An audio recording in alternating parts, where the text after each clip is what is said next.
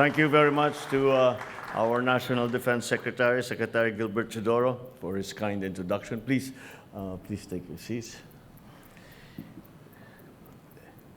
The Office of the Civil Defense OCD Officer in Charge, Assistant Secretary Bernardo Rafaelito Alejandro. Of course, our constant host, Pasay City Mayor Imelda Calixto Rubiano. The officials and employees of the Office of Civil Defense, the awardees of the 24th Gawad Kalasag National Awards, my fellow workers in government, distinguished guests, ladies and gentlemen, good afternoon.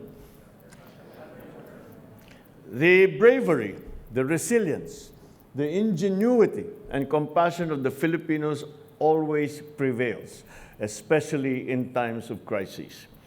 We are proud of these qualities, though sometimes born out of harsh necessity. We already know that the Philippines is one of the most disaster-prone countries in the world. The Philippines has frequently been visited by typhoons, exacerbated now by climate change, and is situated in the Pacific Ring of Fire, as evidenced now. But what we are experiencing with the Canlaon eruption.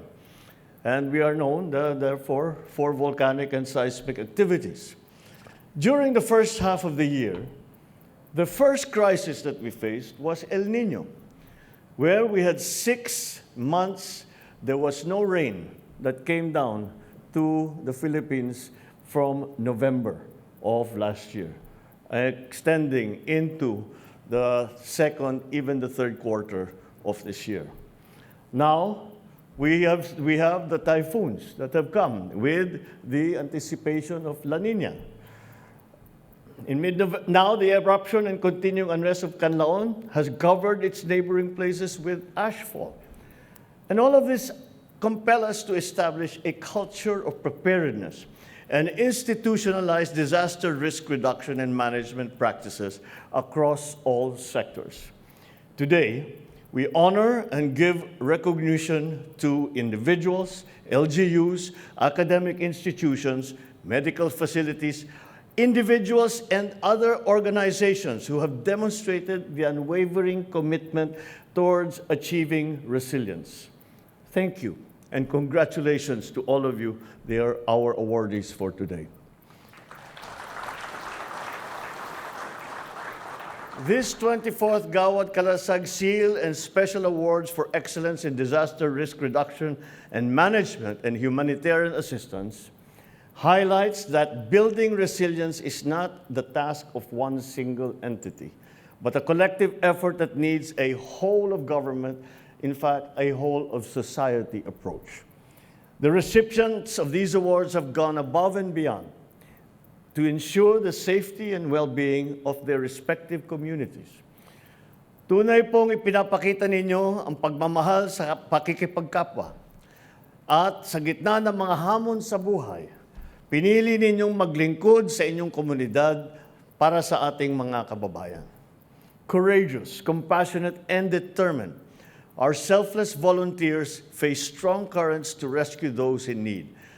You are the innovators who pioneered new technologies for disaster preparedness, organizations that champion people participation for a more transformed DRRM strategies and decision-making that has ensured that every plan is done properly and is executed efficiently. Kasama sa bibigyan natin ng parangal ngayon ang dalawang matatapang na estudyante na sina Ginoong John Nino Suarez at Emer June Doner sa Lawis Marine Sanctuary Park sa Poro, Cebu, noong Marso ng nakaraang taon. Ipinamalas nila ang tapang ng sagipin nila ang isang kababayang nalulunod sa gitna ng malakas na alon.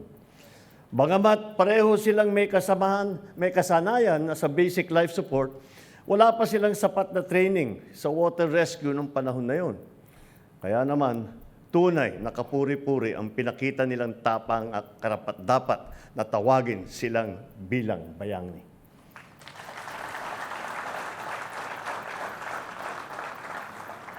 Kinikilala rin natin ang hindi matatawarang kontribusyon ni Ginoong Rafael Paing Valencia sa pagsulong ng mga makabagong patakaran at paggamit ng mga modernong teknolohiya sa pagpapabuti ng DRRM practice.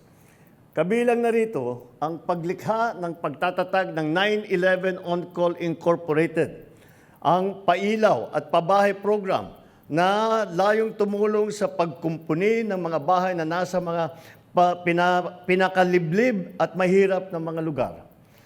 At ang pagsagawa ng mobile vaccination para sa mga malalayong barangay. Ang kanyang serbisyo ay nagsisilbing patunay na kapag pinagsama ang pagkamalikhain at malasakit sa kapwa, nagbubunga ito ng makabuluhang pagbabago para sa ikabubuti nating lahat. Dahil dito, kaisa ko ang sambayan ng Pilipino sa pagsasaludo at pagkikilala sa inyong mahalagang kontribusyon at tagumpay. Maraming salamat sa inyong sakripisyo, sa inyong pagsusumikap at sa inyong dedikasyon. In line with our collective commitment to building more disaster-resilient communities, I recently signed the Ligtas Pinoy Centers Act. This mandates the establishment of designated evacuation centers in every city and municipality nationwide, providing temporary but secure shelter to displaced Filipinos during calamities and disasters. The increasing frequency and intensity of hazardous events have provided us with insights that have shaped our approach and have saved many lives. Many of those lessons we learned from you. It has become imperative that our DRRM system undergoes continuous improvement to address evolving circumstances. It includes our individual obligation to follow proactive, vigilant, and adaptable strategies for our own and our community's safety. I once again call on the NDRMC and all other concerned agencies and the LGUs, always our first responders, to continue working together to develop innovative solutions that are science-based, that are sustainable, and are future-ready, and establish clear guidelines for more effective disaster response. Let us be guided by the Build Back Better strategy in recovery, rehabilitation, and in reconstruction. It is about coming together as a community, lifting one another, emerging stronger than before. In the spirit of this holiday season, let us remember our fellow Filipinos in need, especially those who are still now affected by recent calamities. Let us always extend a helping hand and always include them in our thoughts and in our prayers. As long as we are united to help uplift each other, I am very certain, and knowing the Filipino culture and the Filipino spirit, I know that we can turn challenges into opportunities, pave the way for safer, stronger, and more secure bagong Pilipinas. For our part in government, we are consolidating and putting together all of the new technologies, all of the best practices.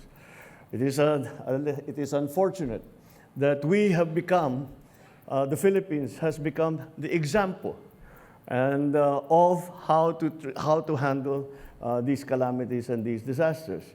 It is unfortunate because we have had to learn those hard lessons through bitter experience. But nevertheless, that has served us well, especially now that we face a new normal. It is a phrase that we have been hearing since Yolanda, but it is a fact that this is the new normal, and therefore we need to think ahead of it. Whereas before, dati ang ating pagka may parating na bagyo, inaantay na lang natin, sabi na, padaanin muna natin yung bagyo, padaanin muna natin yung putok ng bulkan, padaanin muna natin yung lindol, bago natin puntahan ang mga nasa lanta. Ngayon, hanggat maaari, lindol, mahirap naman ma-predict yan. Pero yung putok ng bulkan, yung bagyo, nakikita na rin natin, inuunahan na natin. At yan talaga sa palagay ko, pinakamahalaga na pagbabago sa ating approach dito sa sa disaster relief, disaster rehabilitation. Dahil pag inantay pa natin na magkakaproblema, ay yun na nga, doon tayo nagkakaroon ng malaking casualty. Ang napakalaking bagay, kagaya ng ating laging ginagawa, unang-una ay yung evacuation. Para lahat ng mga nasa lugar na delikado ay hindi na mailagay sa mga lugar na ligtas. Tapos, ang ating mga sistema ng komunikasyon sa mga NGO, sa mga LGU, at saka sa national government ay pinapatibay natin. Pangatlo, yung ating mga evacuation centers, pinapatibay pa natin, nagtatayo tayo ng mga bago, iba na po ang design na ginagamit natin. Dahil palakas nga ng palakas, pangkaraniwan na lang yung 230 kilometers. Pangkaraniwan na lang yung mga gustiness of 350 kilometers. Kaya yung mga dati nating evacuation center, kailangan pagandahin pa, patibayin pa, para hindi tayo magkaproblema doon sa mga linikas na ating mga kababayan.